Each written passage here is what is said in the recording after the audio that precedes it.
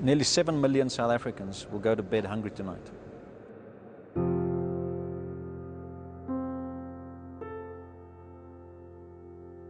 Everyone has the potential to greatness. Everyone has the potential to greatness. I was down and out. I haven't got nowhere to go. And I asked for a place here. We see needs that need to be met, very real needs. People that are willing to just go that extra mile.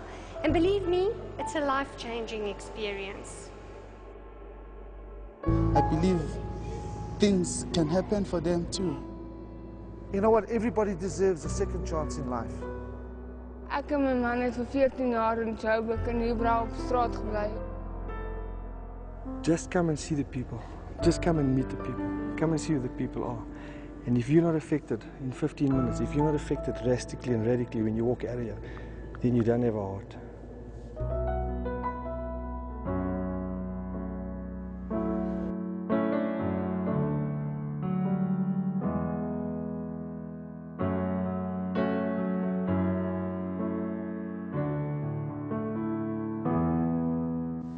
There are so many people in our community today with so many needs.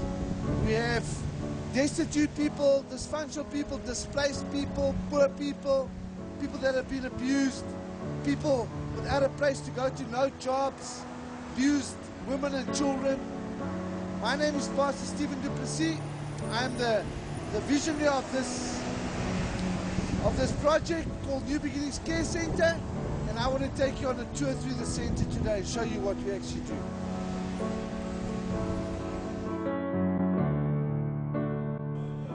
New Beginnings Care Centre is a care centre. It's not a mission.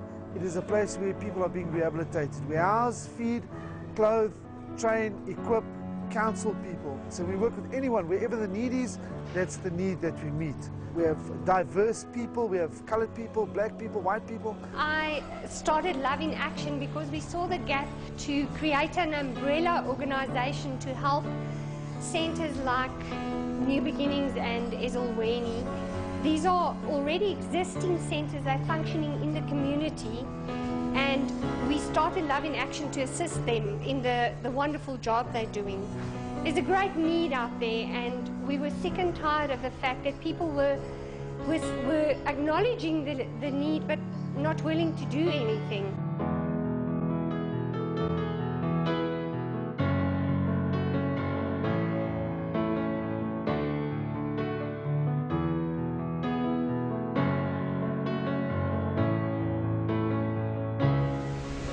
Part of our project here at New Beginnings Care Centre is a food distribution project.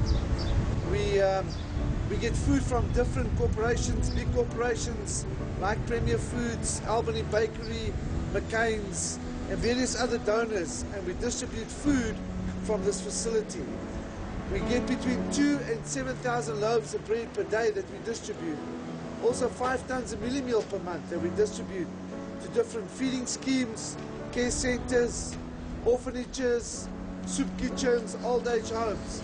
In that way we put back into the community as they put into our project.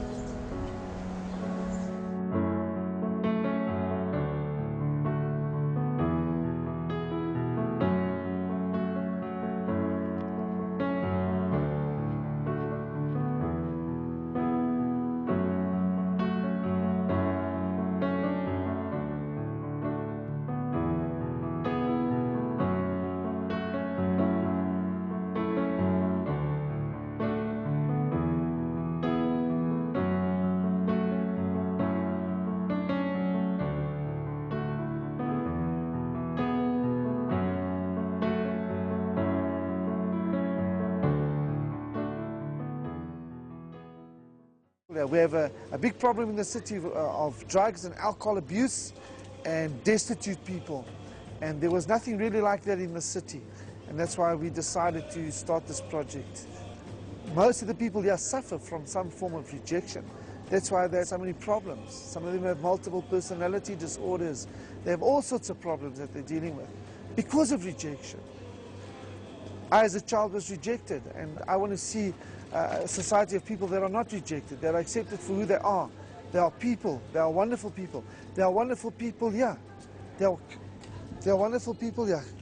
This little girl was chucked out and rejected as well. She's HIV positive. And you know what? We will not reject her. We will help her, and we will do something for her in life. She got married on Saturday, on Sunday. In fact, she got married, and there's life for her. She's a little boy that's 7 years old, and he's also got a problem. But you know what? She has a place where she's been accepted and not rejected, because she will receive the love that she deserves. She deserves a place in the chance. Plus minus 25% of the inhabitants here are either HIV positive or suffer from TB. So we've had to create a hospice or a hospital to house these people. The government does not help these people, so many of them come here to die, in fact.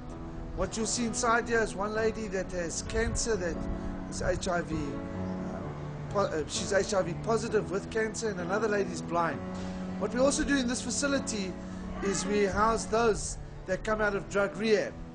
We work with institutions like Sanka that do our detox. After they've gone through detox, the drug addicts come here and stay in this facility, our little clinic here, until they are able to take their rightful position again outside in society. Follow me and I'll show you what happens inside the clinic.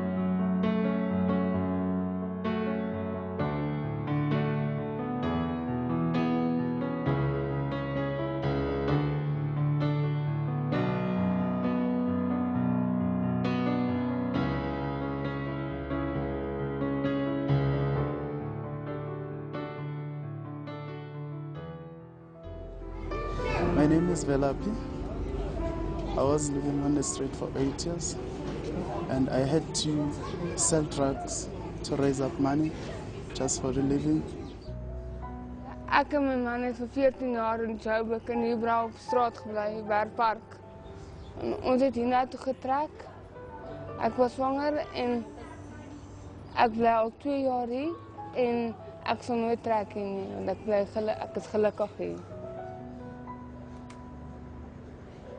And a year ago, I went to New Beginning Care Center, and then they sent me to the college, of which now I'm doing my first year in business management, and I'm happy there, and also I can sense my future as from today. Today I'm a great person. I'm a great person today.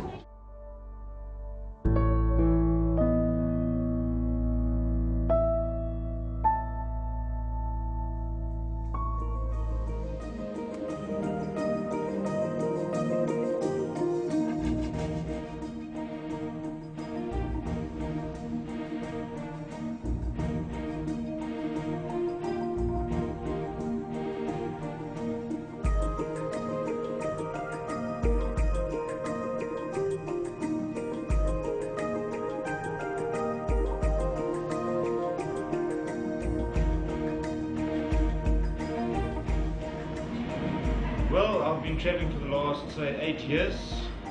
I was addicted to drugs as well. Since I've been here, I've changed a lot. I think God's more in my life now. Pastor Stevens has helped me a lot, made me realize who I really am.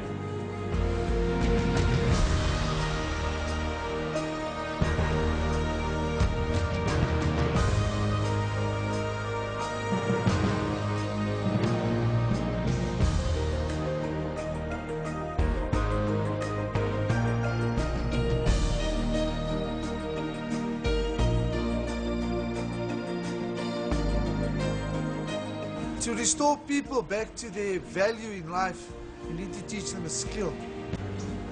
What you'll see behind me is a sewing and arts room. We have 2 people that cover furniture. We teach them needlework, and that is part of our upliftment program in the center.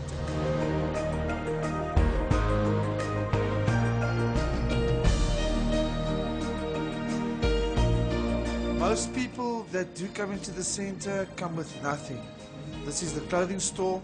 From here, people are issued with clothing and shoes. So we get a lot of donations from the public. The clothing that comes in here is sorted out, And from here, it's issued to people. The clothing we don't use in the centre is packed in bags and taken to the squatter camps.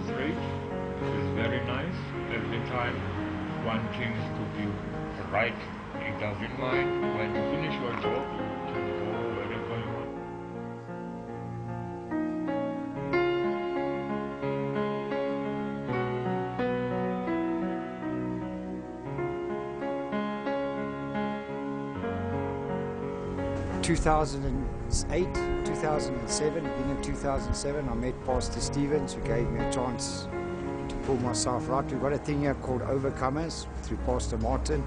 I joined that. I was a heroin addict, full-on heroin addict and a full-on cocaine addict. And through helping other people here at the centre, I've been able to help myself. This is a wood project. Here we make crates from pallets that are donated to us. The crates are used for packing vegetables for the farmers. This way we inspire other guys with the same problems as me to come right in life and to have a better grip in life. We provide them a job, and it's kind of like a job creation, giving back their pride and their dignity. Any community project will not succeed without the support of many role players. Any community project has to have the backing of the industry and the community around us. Part of the social development and welfare programs is encouraging industry to get involved in the community. Without the help of industry, we cannot succeed in building projects that are self-sustainable. The needs are so great, especially in the squatter camps and the informal settlements. We decided to do a project in the Jerusalem squatter camp. This project is to uplift the community. We have now a project that we're implementing that will affect the whole community. We've put together a project that establishes a church or a community hall plus a school, which is a preschool. At this preschool, what we have there is a feeding hatch or a feeding scheme where we feed people in the community and educate their children. In this creche or preschool, we will find an after-school care center for primary school and high school children. We will also help the children to register their children with the Department of Home Affairs, because children without a birth certificate today cannot go to school. Next to this project will also be a plastic recycling plant. What we decided is that any project has to be economically self-sustainable. And by building a plastic recycling plant, we are hoping that this recycling plant will generate enough income to support the community through job creation. We will have people working in the recycling plant, and also to support the school and the church community hall. Part of upliftment is also education. We saw the need to establish training centers. What we have done is we've established a training center which caters for the upliftment or training of unskilled and semi-skilled people. We have now established a CETA and SAQA registered training center, and at the moment we are training preschool teachers to level 4 and level 5. What we've also established with the help of many people that have supported us, like Standard Bank, Hewlett Tonguard and many other companies, we've established a training center. And part of the training center is establishing a computer training center, which will teach people the basics of computers. We also want to do many different courses like sound engineering courses, music courses, basic management courses, entrepreneurship, and many other courses. We are also working with many other role players within industry to find out and ascertain the needs that they may have, and through those needs establish training courses with which we can train the people in our communities. Part of any program is also the placement of people. We've established a company called NBCC Staff Solutions. The people we train are then placed through this entity. No success is one person's success in this group. Nobody can overcome anything in their lives if it's not for a group effort. We're the only family that most people have got. We're the only family that most of us got. You, my family. This group keeps me intact. Martin, you have a group called Overcomers, and you told me that it's a support group. Tell me, how do the people within that group support each other? What we do with Overcomers Victory Group, we work it on the basis the value of a friend. I'm one person, but we've got 80 members in the group. I train people to help other people so that we can form a net. People that trust each other. That's why we take people in the group and we raise them up to be leaders. People that come out of the drug world, that come out of the society where the people we work with live. They stay in the center and they form a net around the people, the newcomers, and also the people that have got deep-rooted problems. We train youngsters to work with youngsters. We use the older guys to work with the older guys as well. We build it on trust and also on the knowledge that we can train the people and one to another. Attitude boiled down to what I said earlier. It's what the people think of themselves and think about the world around them. Once they start realizing that they can change, their attitude will improve as well. As long as they've got the barrier up called attitude, they will never change. Because you will first have to get through the attitude before you get to the person. When you get through the attitude and you start working with a person, then you can really get to know what their real problems are, and you don't have to deal with the attitude the whole time. My name is Tammy Minkley, and I'm the Centre Director.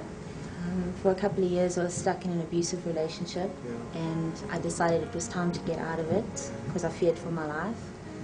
And I ran away from my boyfriend, and I had nowhere else to go because none of my friends wanted to take me in. And a lady referred me to New Beginning. Do you believe now that you are functioning the way God called you to function? Yes, I do. Are you passionate about what you do? Yes, I do.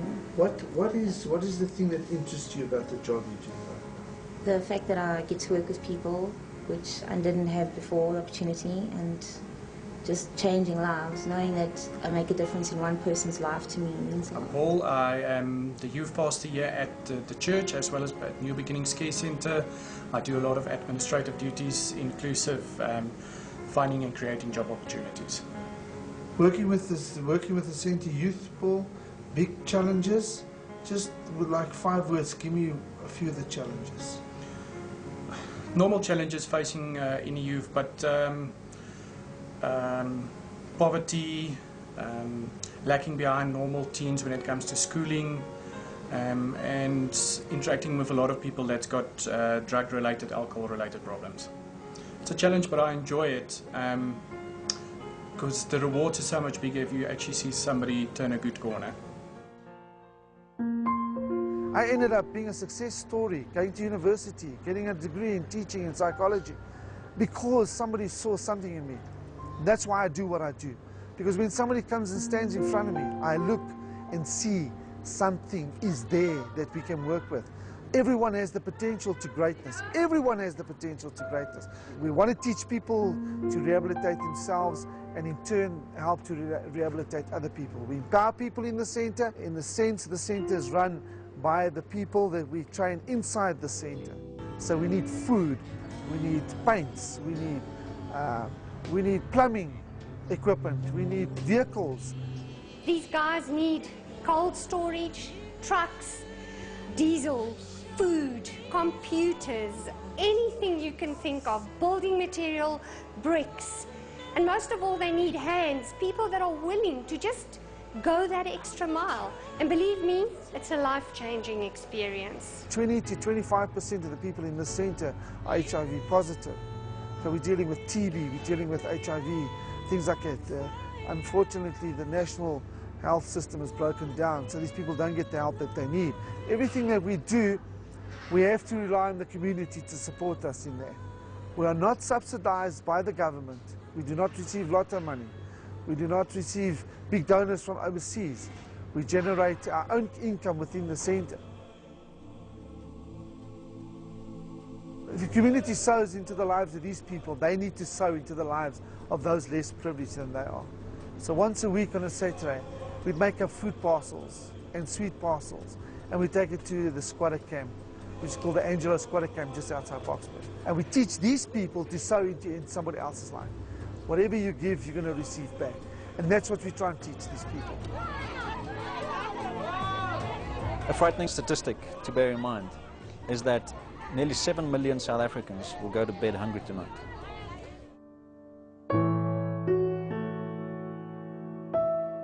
Not one group of people can make a situation like this work successfully. We need the input from everyone to help us to make this thing work. Being involved in this, it gave me a real purpose in life. Now every morning when I get up, I'm a happy chappy. Didn't used to be that way.